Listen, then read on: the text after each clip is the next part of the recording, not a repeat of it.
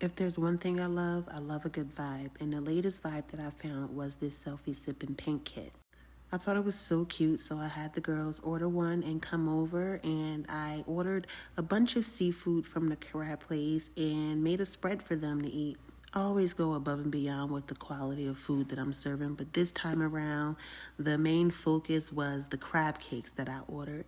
Crab Place won awards for their crab cakes, so I wanted my friends to taste it and see what it was all about.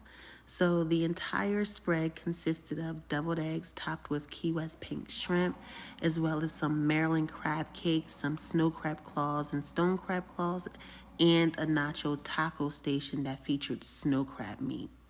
So for the pink kits, we all had to order ours individually. They were a little pricey, but completely worth it due to the fact that it came with absolutely everything that you could possibly need, and the fact that it is actually your selfie. So I actually cared about painting this more than I would a bear or something like that. So this kit was so cute, and the turnout was so bomb. I'm definitely hanging this up. I'm probably even going to laminate it so it can last for a very long time.